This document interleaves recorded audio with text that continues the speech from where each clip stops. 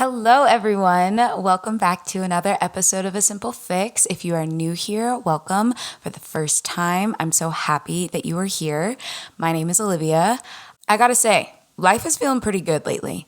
I think I've mentioned in the last couple of episodes that I've just been slowly but surely getting back on track with everything, and it feels good to know that when you put time and effort and energy into yourself, there is a reward. As usual, we got to go through the highs and lows.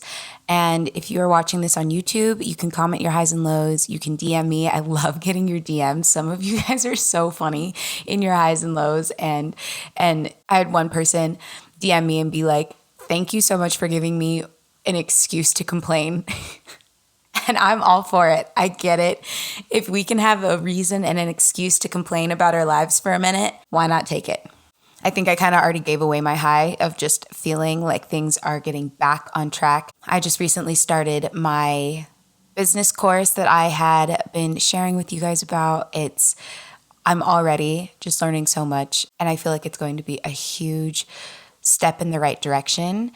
I also just feel like I'm dreaming again. I'm making plans for the summer and plans for next year. That just make me feel excited about life. I also have been really working on my French. The first couple of weeks, I was sitting there thinking, this is going to be a struggle. And now I'm watching TV shows dubbed in French. I'm listening to French music. And it's the consistency. And that was my word for the year, is self-accountability. So every single day, without fail, I have found something that has gotten me immersed in the French language in some way, shape, or form. And so if you're afraid of starting to learn a new language, just go for it. Just do it. It's so worth it. It's been so fun and very rewarding. My low is my sleep has been absolute trash. And that leads us into today's episode, which is on how to optimize my sleep. I know that we all experience times when our sleep is exceptional and times when our sleep is suffering. Having a consistent sleep schedule is essential, but it's not always attainable. Life gets in the way, circumstances change, things pop up, and the first thing that often goes is our sleep. So today I'm going to walk you through 5 questions that I ask myself when I recognize that my sleep is suffering. Question number 1 is, am I supporting my natural circadian rhythm? Now let's go a little bit deeper into this real quick. Let's talk about biological rhythms. Biological rhythms are the natural cycle of change in our body's chemicals and functions, and we often refer to it as a clock. The clock is a group of 20,000 neurons or nerve cells that form a structure called the suprachiasmatic nucleus, and that is found in the hypothalamus, which is right between our eyes. There are 4 different biological rhythms, but we're going to focus on our circadian rhythm, which is the 24-hour sleep and wake cycle, and that includes the physiological and the behavioral rhythms like sleeping. In my mind, it's like a song. If the rhythm in the song is off, everything else is off. So we want our circadian rhythm to stay consistent every day. That way we would have an easier time falling asleep, an easier time staying asleep, and an easier time waking up and feeling less fatigued throughout the entire day.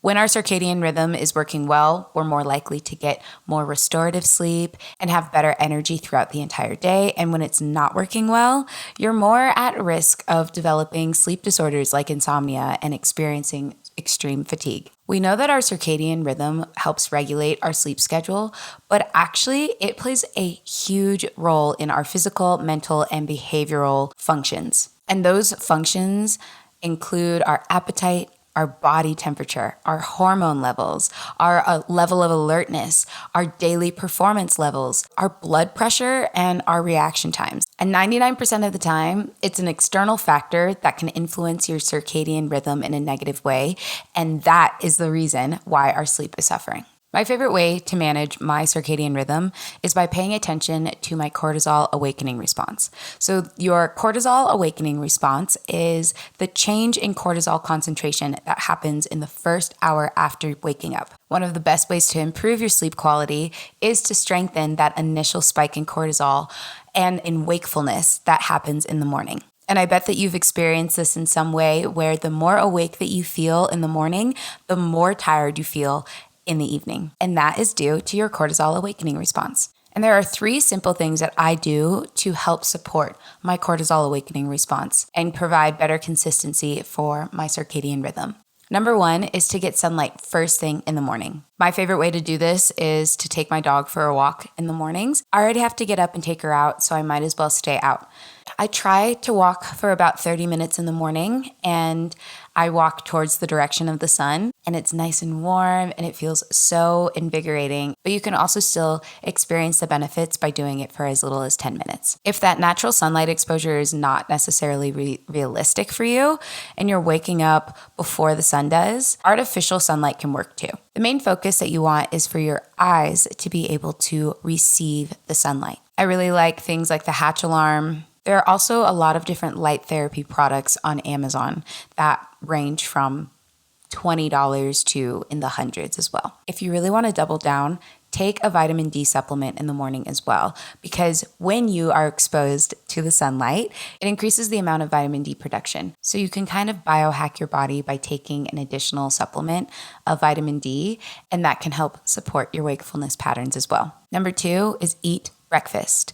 The University of Nebraska did a study that resulted in the finding that breakfast skipping is associated with increased concentrations of free cortisol. It also showed that chronic breakfast skippers display elevations of blood pressure and challenges and changes in cortisol metabolism, which can lead to metabolic issues and concerns. Let's take a quick look at the average person's morning routine. They wake up in the morning. There is your cortisol awakening response. You already have a natural rush of cortisol that your body produces simply by waking up. You then go and make a big cup of coffee and you drink it on an empty stomach, which then gives you another rush of cortisol. You then realize that you don't have enough time to make yourself breakfast and you rush out the door, giving yourself another rush of cortisol. By 12 p.m., you've experienced all of these symptoms of stomach pain, irritability, jitters, a headache, and you know what you do instead of eating? You get another cup of coffee. When there's too much cortisol in our system, our body goes into fight or flight mode. Our bodies are not made to function on such high levels of cortisol. It's as if we are running from a bear every day, all day. And it ultimately throws off our entire circadian rhythm, preventing us from having deep and restful sleep. Number 3 is no caffeine after 3 o'clock. I think we all know this rule and we understand why. The half-life of caffeine is between 4 to 6 hours, and that will cut into your winding down time if you drink it after 3 p.m., which again prevents you from having a proper cortisol awakening response the next day. I know I just spent the last 5 minutes ragging on cortisol, but you have to remember that although cortisol is essential, it's detrimental when there's an excess. Our bodies know exactly how much to produce to give us that kickstart in the morning. And when we give it another spike and another spike and another spike, we are creating that fight or flight recipe for disaster that is full of jitters, headaches, and a midday crash. Question number 2 that I ask myself is, how is my sleep environment? And there are 2 parts to this question. How can I update my environment, and am I making my space a sanctuary? Is my room a complete mess every single day? Do I hate the furniture that's in it? Does it feel super bare and not an extension of who I am? Have I not cleaned my sheets in months? Those are all questions that I ask myself to evaluate how my environment is. And when it comes to creating a sanctuary, our goal is to use our bedrooms for sleep and sex only. I think us living in the post-COVID age, it has gotten really easy to work from bed, to be entertained from bed, to relax in bed, because it was really one of our only comforts throughout the entire pandemic. But according to psychotherapist and behavioral sleep medicine therapist Annie Miller, she says that there's a very specific reason as to why we shouldn't be working from our beds. And I quote, "When we use our bed for activities like working, reading, watching TV, etc., we create an association with wakefulness. We want the bed to be a cue for sleep, and working in bed weakens this association." Now, I know I'm not alone in the fact that I love my bed. I love my Casper mattress. I love my pillows. I love my Brooklinen sheets. But being able to utilize those things should be a reward after a long day of being productive, not at 2 p.m. on a Tuesday. Now that I have limited my access to my bed throughout the day because I work from home, I find so much more enjoyment in being able to go to sleep. Question number 3 that I ask myself is, when did I last eat? Food and sleep go hand in hand in ways I think that a lot of us don't recognize. There are many reasons as to why food could affect your sleep. It could be that you skipped breakfast. It's that you're not eating enough through the day.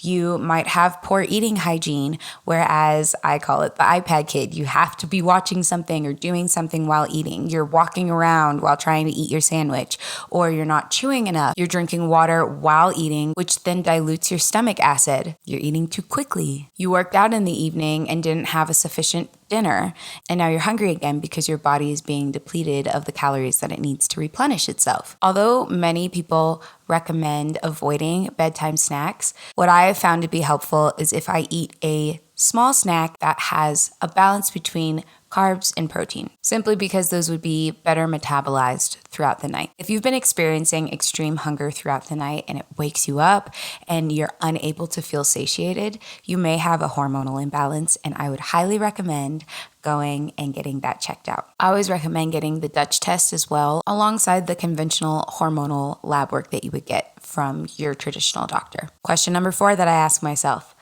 am I falling asleep to TikTok? Let's talk about screens. Back in the olden days, you would wake up with the sun and you would go to sleep with the sun. Our body's circadian rhythms way back then were perfectly aligned. And now, with all of these new developments, i.e. our iPhones, it is so much easier to throw them out of whack. We all know about blue light. Blue light is any visible light with a wavelength between 400 and 500 nanometers. They're short, high energy, and extremely powerful. Experts say they're actually only slightly less powerful than those damaging UV rays from the sun. Inside our retinas, we have these little photoreceptors that are constantly taking cues from the light in our environment. Traditionally, as the sun goes down, our photoreceptors are recognizing that, and that is what allows our body to start producing melatonin. But nowadays, because we've got our TVs and we've got all of these artificial lights, our photoreceptors are having to work overtime to differentiate what time of day we're in. When we are laying in our bed watching TikToks for 2 hours before we go to sleep, our photoreceptors say, wait, WTF, because our body was unable to have a consistent circadian rhythm. And in the end, our sleep is affected by it. Now here on A Simple Fix podcast, we are realistic. Sure, it is recommended that we turn off all screens and all overhead lights at least 2 hours before we go to sleep. That, unfortunately, is not something that is sustainable for me.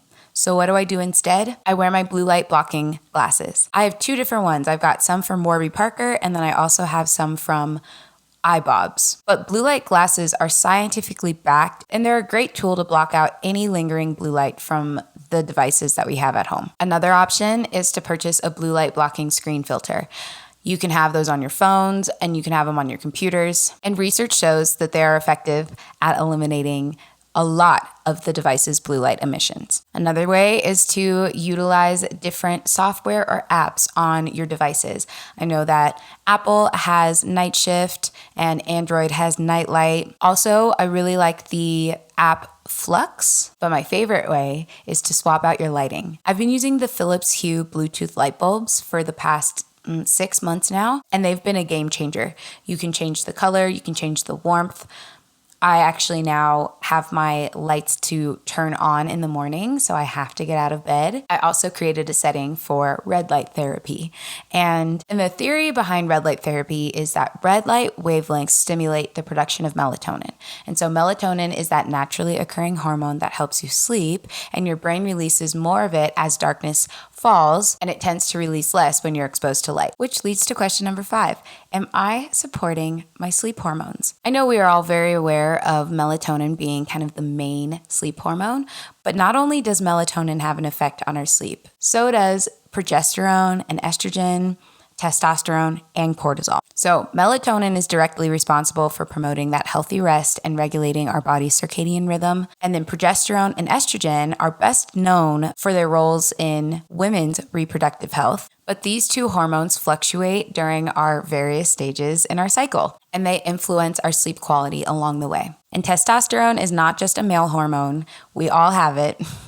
And our testosterone levels fluctuate throughout the day, and they're at their highest during our REM cycles. If our testosterone levels are out of whack, so can our REM deep sleep cycles. It also can be linked to snoring and insomnia. And lastly, what we had already discussed was our cortisol awakening response. Our cortisol awakening response is when our cortisol temporarily spikes, helping you wake up and feel refreshed as the melatonin reduces. There are so many different supplements that you can take to support each of these functions.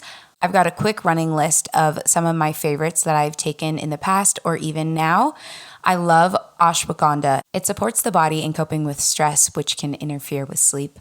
I like chamomile, especially chamomile tea. It helps promote tranquility while soothing the body to encourage the sleep quality. Taking a GABA supplement can help soothe the nervous system, reduce excitability, and support stress regulation. L-theanine promotes relaxation without getting drowsy, and it supports the central nervous system and works in line with GABA to improve your sleep quality. And then glycine also promotes deep sleep and increases the core body temperature to support comfortable sleep. But my all-time favorite is magnesium. Magnesium helps you fall asleep faster, helps you stay asleep longer, reduces waking up in the middle of the night, and increases those levels of the naturally circulating melatonin. I do not recommend magnesium citrate. I love magnesium glycinate. It takes magnesium and glycine, puts them together, which makes a beautiful powerhouse supplement. Take magnesium citrate when you're constipated. Once I get through those questions, I can identify and pinpoint where I've been slacking off and where I can put a little bit more time and effort to see improvement in my sleep. I've got a short little checklist that I go through as I'm getting ready for bed. I make sure that my blackout curtains are in place so that there's no light peeking out from outside. I make sure that my room is set to 68 degrees. I make sure that there's no outside noise, although I do know that some people really like a white noise. I'm not a huge fan. I make sure that I clean up my space so that when I wake up in the morning, I feel refreshed and not overwhelmed by a mess that I made the day before. And then I prep the next day prior to going to sleep. I find it to be stress-inducing when I don't know what my plans are for the next day, and it gives me peace of mind for me to be able to fall asleep and look forward to the next day instead of me falling asleep to anticipating the unexpected. These 5 questions have helped me so much in optimizing my sleep. I'm going to be doing this tonight, and within a week, I know I will be right back on track. I hope that you enjoyed today's episode. If you have any questions or want additional resources on sleep, please DM me or leave a comment if you're watching on YouTube. I hope that you enjoyed today's episode and that you will get the best sleep of your life. I will talk to you next Monday.